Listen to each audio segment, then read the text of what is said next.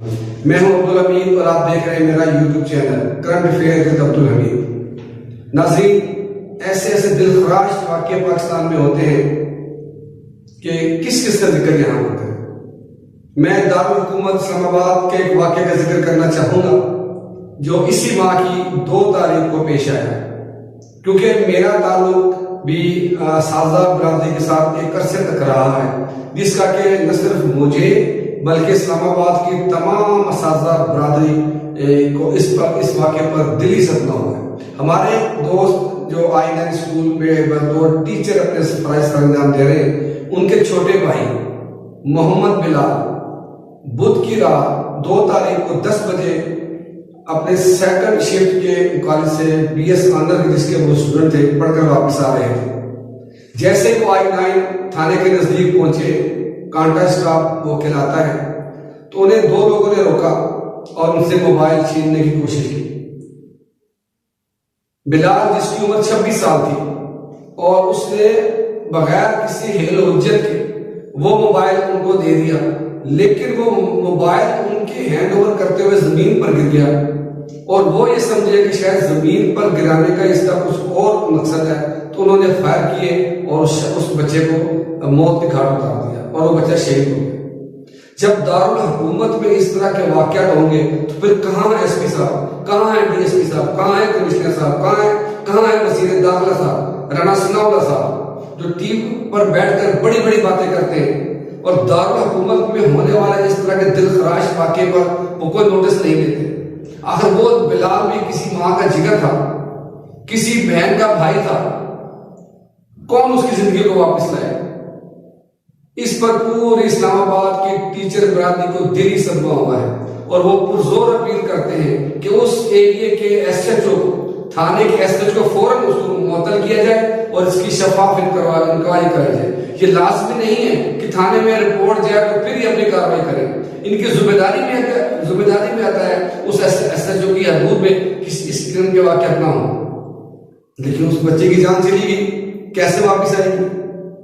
لہذا ہماری تمام اساتذہ برادری کی طرف سے پرزور اپیل کی جاتی ہے وزیر داخلہ رانا ثناءاللہ صاحب سے کہ اس SHO کو فوری طور پر اس کو کیا کہتے ہیں کہ اس کو معطل کیا جائے اور اسے سسپینڈ کیا جائے اور انکوائری کر کے قاتلوں تک پہنچا جائے اور قاتلوں کو جو سخت سے سزا دی جائے۔ اگر ایسے واقعات دارالحکومت میں ہوں گے تو کوئی صوبوں کی کیا حالت ہوگی، وہاں پر کیا صورتحال ہے؟ تو لہذا یہ واقعہ کوئی اتنا سادہ نہیں ہے، یہ ان والدین سے پوچھے جن کے گھر میں یہ دکھ ہوا ہے۔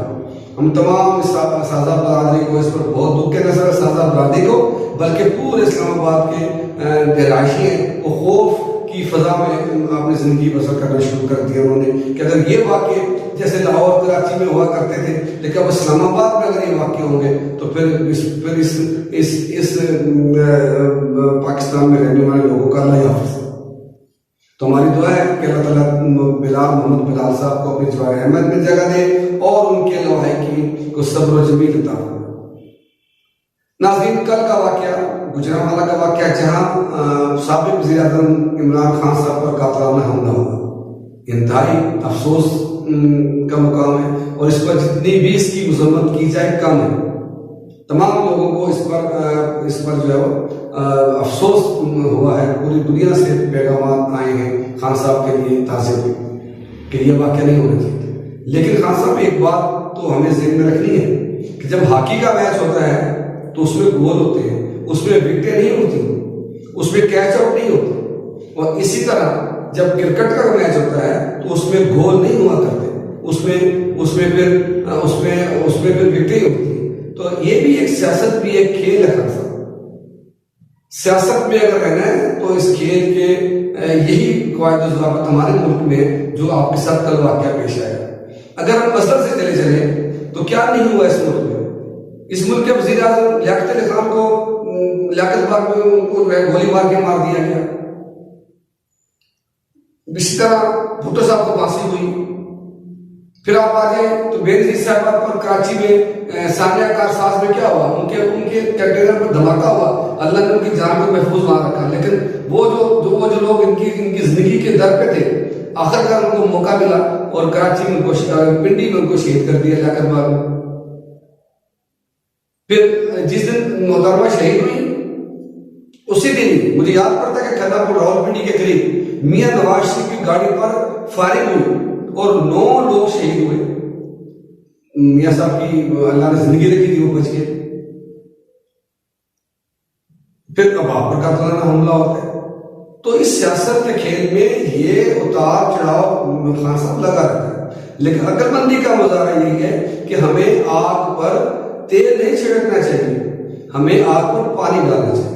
آپ کے ارد گرد جو لوگ بیٹھے ہوئے ہیں وہ آپ کو اس تال میں لانے کی کوشش کرتے ہیں. مثلا کل کا میں آپ کو بتاؤں، جب یہ واقعہ ہوتا ہے آپ کے ساتھ تو فوراً عمران اسماعیل صاحب کا بیان آ جاتا ہے کہ رانا ثناء اللہ نے کروایا. کیسے پتہ لگ گیا جنہوں نے کروایا؟ مخالفین ایک دوسرے کے خلاف بیانات تو دیتے رہتے ہیں، لیکن فوری طور پر گورنر ہے آپ کے صوبے کے اور آپ نے فوراً یہ بیان جاری کر دیا. تو اس طرح کیا عوام میں اشتعال نہیں پھیلے گا؟ وہ شخص ٹی وی پر آتا ہے اور اقرار کرتا ہے کہ میں نے فائرنگ کی ہے. تو جب ایک شخص اقرار کر رہا ہے پکڑے گا، اس کی انکوائری تو ہونے دیں، پھر دودھ کا دودھ اور پانی کا پانی ہو جائے گا.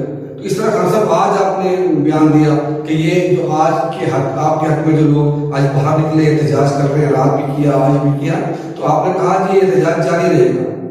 خان صاحب اتنے بڑے لیڈر کو یہ بیان نہیں دینا چاہیے. آپ کو آگ بجھانی ہے نہ کہ آگ لگانی ہے. یہ ملک آپ کا، ہمارا، ہم سب کا ہے. اس پہ اگر نقصان ہوتا ہے تو کس کا ہوتا ہے؟ یہاں جانے جاتی ہے تو کس کی جاتی ہے؟ اگر آپ احتجاج کر دیتے ہیں یا خون ریزی ہو جاتی ہے تو اس کا ذمہ دار کون ہوگا؟ تو لہذا خان صاحب اتنے بڑے لیڈر ہیں آپ کو یہ بیان نہیں، بلکہ آپ کو اپنے لوگوں کو یہ کہنا چاہیے کہ آپ صبر و تحمل کا مظاہرہ کریں.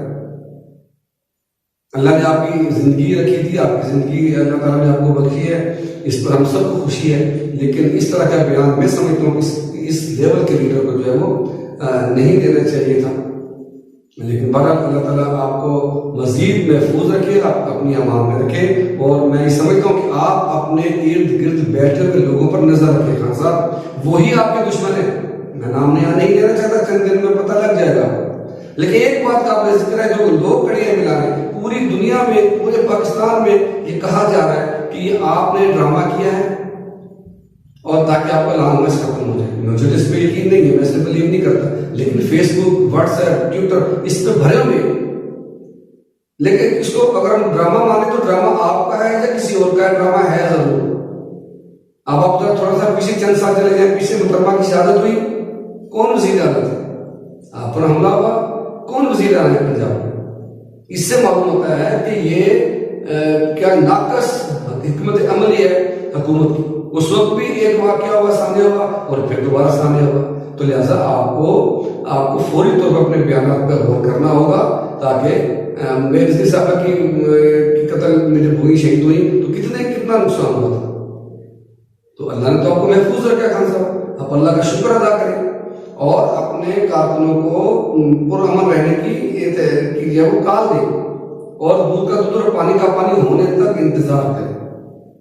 یہ ساری جو آپ پر وہی ساری ذمہ داری کس کی آتی ہے؟ یہ پنجاب حکومت کی آتی ہے، یہ پنجاب کی انتظامیہ کی آتی ہے، یہ پنجاب پولیس کی آتی ہے.